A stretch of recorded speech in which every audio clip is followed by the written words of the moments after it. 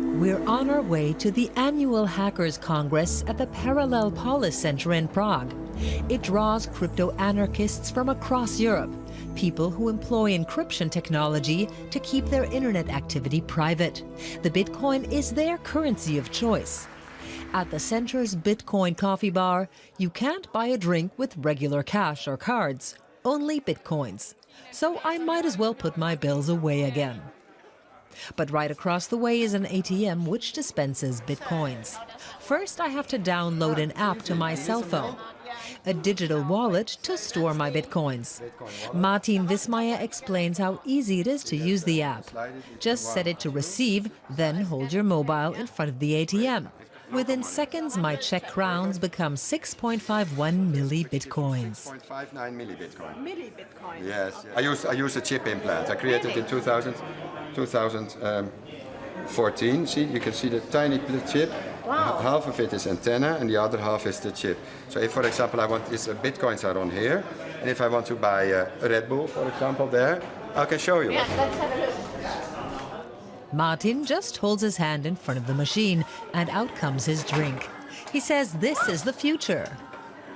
I don't believe that. Oh, you want it again? Anybody wants a Red Bull? Martin says Bitcoins are more than digital play money. Hundreds of thousands of people use them for everyday transactions, eliminating the need for a regular bank account. I think the banks will always be there. It is just that people have an option now. For the first time in history, this is the first money which is issued by the people and it is owned by the people. There is no banker required. Yeah. It's like where we are going, there is no banks. The Bitcoin is a currency that's generated on the internet, but how? As I learn here, it's quite simple. To produce a Bitcoin, a computer must process certain transactions. In return for these services, it's rewarded in Bitcoins. This activity is known as mining. But only a maximum of 1,800 Bitcoins can be generated per day. That's the predefined limit. So the more people are involved in mining for the currency and the more computers are processing the transactions, the less likely it is that a single computer will be rewarded with Bitcoins. So today, anyone wanting to earn large amounts of Bitcoins needs to have huge pools of computers or mines.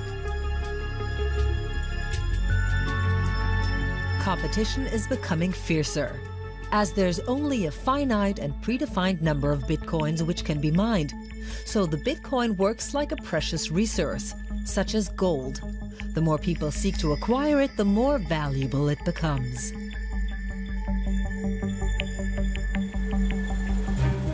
Around the world, people are feverishly mining for Bitcoins.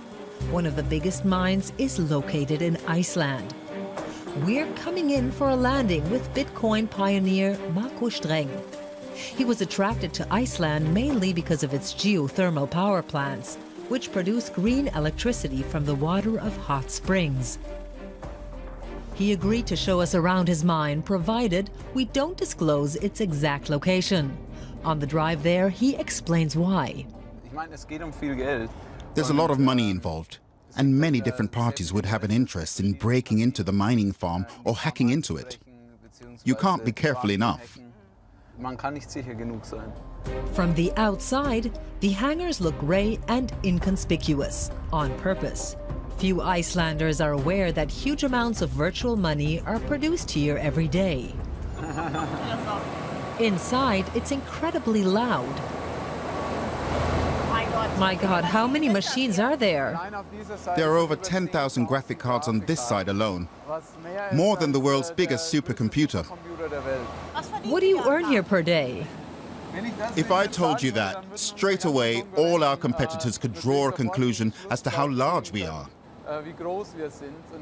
In theory, that would give them a competitive advantage. Roughly. I really can't tell you. What he will tell me is that the electricity bill for his mine is €1 million a month. Most of that spent cooling the computer processors. Another advantage of being in Iceland is that the outside air is reliably chilly, so the climate also helps to keep the hangars cool. In future, Marco Streng plans to set up new steam-powered mining farms. He believes that in an increasingly uncertain world, the value of the Bitcoin can only go one way, up. What makes the Bitcoin special is this independence from the financial world. And that's almost always the banks. And of course, we've seen in the past that this system is, in many places, doomed to failure. Marco Streng is even considering building his own geothermal power plant. After all, he's got to invest the money he's earned somewhere. Money earned by producing a lot of hot air.